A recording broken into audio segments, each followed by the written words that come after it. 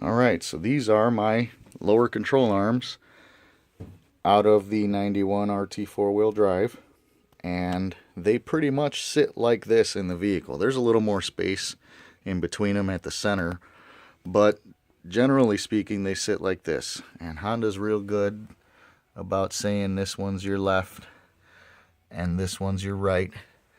And in my description, because you know people are stupid and everybody thinks they know everything, and so I didn't want to say it in the video and deal with stupid people in the comments, but I was saying that I was going to put it backwards and upside down.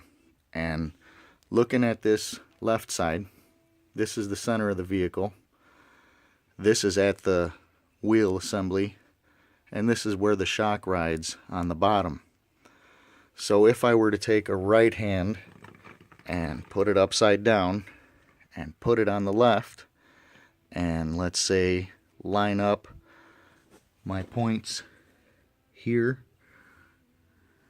and here, essentially lining up the bushings, you see where that puts the bottom of the shock? That lifts it up a good inch, if not more. And that's what I need to do to get the rear end to sit even with the front. What I ended up doing was I bought, you know, some performance or whatever lower control arms with bushings on them already, because that's just cheaper and easier, and installed them incorrectly, upside down and backwards. And so next little clip here, I'll just cut to the back of underneath the car and I'll show you what it looks like, and then the final stance as it's supposed to sit, I will show that as well. So here we are underneath, and I ended up having to cut the center and the bushing at the wheel because the bolts that run through those bushings actually froze on there, and I ended up having to cut the bolts out to get the whole deal out. But here, this is the long and short of what needs to happen with flip-flopping lower control arms. It's just that simple. Literally, it goes in backwards and upside down. And I've read about some dudes having clearance issues and having to grind here for clearance at the lower control arm itself. They must be lifting pretty hard or something, because I don't seem to have an issue. But I've seen a couple of dudes that actually had to grind a little bit off of the lower control arm here for clearance. But it makes sense if you think about it in the grand scheme of things. If this is your lower control arm, if they are lifted more extreme than I am, that changes the angle severely, and then that would reduce your clearance here. And then at that point, yes, I could totally see needing to notch this.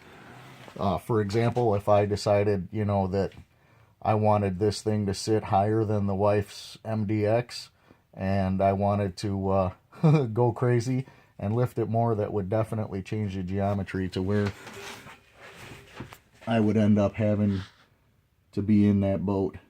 And so here you can see the other side. Same basic story.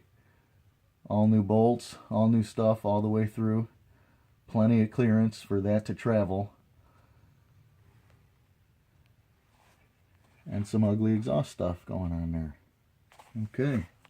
So, coming soon, next clip is how she sits. And that's what counts as far as looking at it and not knowing anything about what's going on underneath. And it looks really nice. Love this thing. Love it, love it.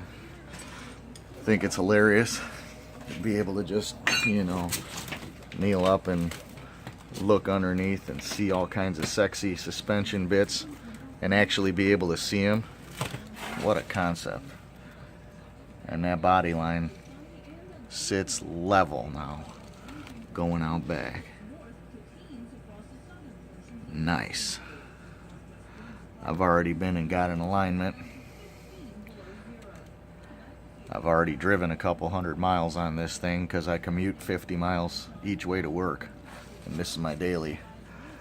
And so before I go outside and take a nice walk around and be able to show everything, let's stand up. Oh, well, hello. Look at you, roof rack. Huh. That's pretty. Unfortunately, the rack that was on this vehicle prior to me coming and owning it was must not have been a Honda rack, because the one I got is supposedly OEM and correct for this application. The basket, however, is a aftermarket deal that I bought on eBay for pretty cheap. Direct Aftermarket is the brand of that basket. Yeah, it was pretty straightforward to put together. I do like it. One thing that I found before I even go out on my maiden voyage with a roof rack is that I don't like the way the antenna would have the potential to be whipping on the basket. So I put the antenna in a little tubing and zip tie it away, because I don't want to be listening to that thing go ping ping ping ping ping ping ping as I'm rolling down the highway. But yeah, all my goodies came in for the roof rack, so I went ahead and got that knocked out too. And seeing this like it sits, boy, I think that is just cool as hell. And seeing that spot right up there makes me want to get a sunroof and cut a sunroof in too, because, you know, what the hell, I'm a stupid ass and I've got tools and time and skills, and I think it'd look cool as hell. So we'll go outside and walk around and show how this thing sits. There she is, good old Rosy Red in all her glory, sitting pretty, lifted, with her roof rack and her basket.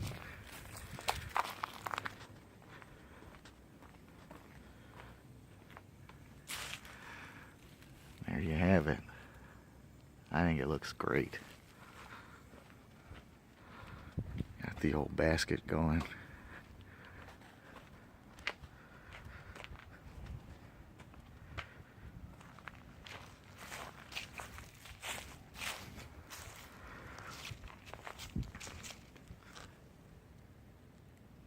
Yep.